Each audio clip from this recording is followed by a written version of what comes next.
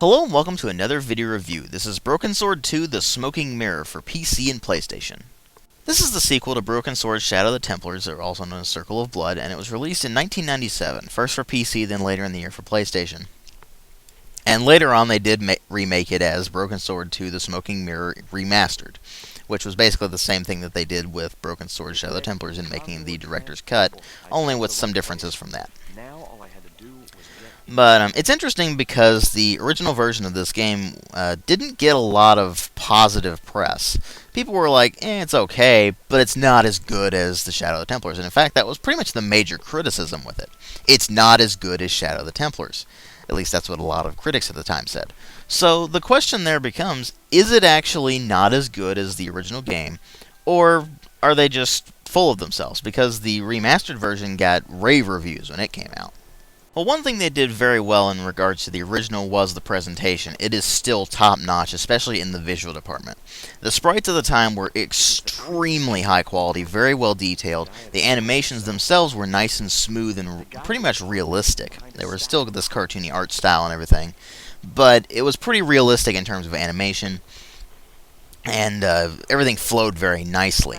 And it still looks good to this day. It's gotten a little pixelated because of the lower quality sprite work that they would have had in the 90s just due to hardware limitations.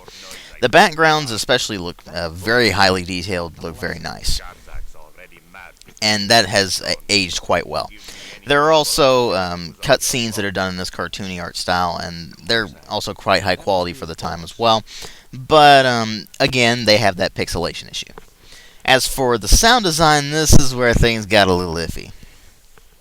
The voice acting can go anywhere between quite good to terrible, depending on who you're talking to at a given point in the game. George in particular has one of the best voices in the game, if not the best, because he just delivers his lines with such decent character. He was one of the better voice actors in the original Broken Sword as well. Nico Collard can go anywhere from just annoying to surprisingly decent. It's just a wild spectrum that gets just thrown all over the place. And that's kind of the case with most of the voice acting in this game. It can either be really good or really bad. There's not a lot of in-between except for on the main characters, who are generally decently acted, but for the most part you've got little side characters that are a little bit weird and irritating. But anyway, music is pretty stock for something like this. It's not bad, it's not particularly great either. It's works well for the Broken Sword style, but the music in the original game was just better. It was more memorable, it fit the game a little bit better.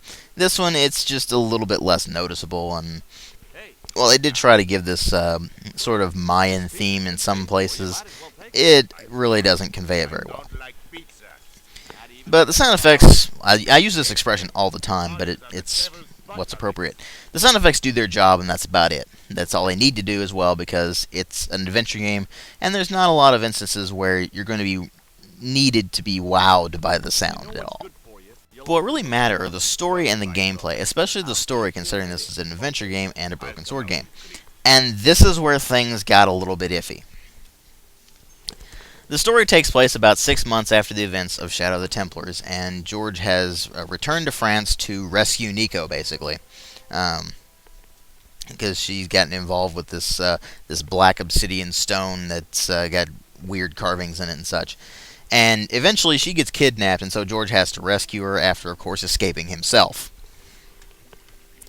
And so once he escapes, he follows the lead that he got while he was trying to escape, and ends up talking to Andre Lobineau, who was in the original game, and that brings him to another lead, which leads him to another lead, and it's a basic mystery story that gets a little bit more complicated as it goes along, and eventually turns into the supernatural after you've rescued Nico. And an interesting thing about this game compared to the original, you actually do play as Nico in some bits of the game, which is kind of a cool change of pace to the game, as opposed to just playing as George the entire time. And as a result, I can kind of see why they did that in the Shadow of the Templars director's cut. It did make the story less coherent in that game, but it was a nice change of pace in Smoking Mirror to play as two different characters and have their two different spins on things. But one thing I didn't like about the story in this, it was kind of black and white, I guess is the way you'd put it. The antagonist is overly antagonistic for no particular reason. You see this guy and you're just kind of like, okay, why is he like the stereotypical villainy villain? I don't get it. The original game didn't really have that. You had people who were willing to go to any length of that they had to get to their goals, sure, but they weren't really villainy villain per se. There were maybe one or two, but they weren't really that major in the story, to be honest with you. Whereas in this one, everything is very clear cut. So it's just very confusing in that regard as to this whiplash effect you get from the original having more developed and complex characters, and this one having much simpler characters. And an interesting thing to note, people in this game who experienced events from the previous, which involved the supernatural, seem to still discard the supernatural. I don't get it. It's just a weird writing choice. I just don't get it. It's like, oh, well, this stuff never happened, even though they do reference it in the game as it happening. But the story ends up involving the Mayan mythology, which is kind of a cool change from the original game involving the Templars and all that. But it's just less broken sword feel than it was in Shadow of the Templars, and that is actually a pretty big detriment to the game. Because instead of feeling like this broken sword adventure, it just feels like this adventure set in Central America and involving this Mayan mythology. And it's just kind of an aside. And that kind of makes the story weak as a result. And, of course, the characters don't get a lot of development in most cases, so you're not really falling back on that either. Which, of course, leaves the gameplay. This game is a point-and-click adventure, which means that you basically collect items as you go through the game in order to solve puzzles. And these puzzles can come in a variety of factors. They're either really easy, or they're not as easy. That's the variety you get with these things. The puzzles in this game are actually pretty easy for the most part. There are some that are just painfully obvious, and then there's others that aren't quite as obvious, but they're not hard at all to figure out. And that's kind of an issue. The original Broken Sword had a few clever puzzles in it, and it also suffered from the this is kind of painfully obvious sometimes thing, too. But it's way more obvious in this one. The puzzles are just way easier in this one than they were in the original game. And they're just way more obvious, especially for an adventure veteran. So, you will not have a time steamrolling through this game. And as a result, while a few of the puzzles take you a little time to solve just because they're a little bit tedious, there's no real challenge to them whatsoever. Once you get an idea in your head as to what the puzzle is wanting you to do, it is not at all hard to solve it, and it doesn't really require a lot of brain power. And in fact, in some cases, it just takes looking around a little bit and saying, oh, there's that. I need to do something with that. Okay, go. So, you have this point-and-click gameplay, which the interface is different, of course, so that makes it a little bit more complicated to fiddle around with.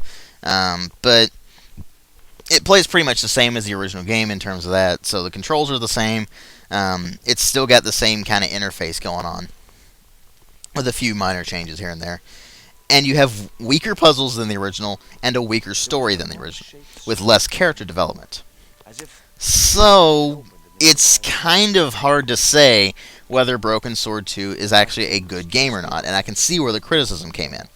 It's not really bad, though. I didn't not have fun playing it, it's just, I went into this thing expecting a good game like Broken Sword Shadow of the Templars, and what I got was an okay game. So, it's pretty decent, but unless you're a fan of Broken Sword Shadow of the Templars, I'd say it's probably something you'll want to pass on, because it will not sway you to really like it or dislike it per se. It's not a bad experience, like I said, but it's just something that I can't wholeheartedly recommend. Still, I will have a link in the video description box to where you can get it, and thanks for watching.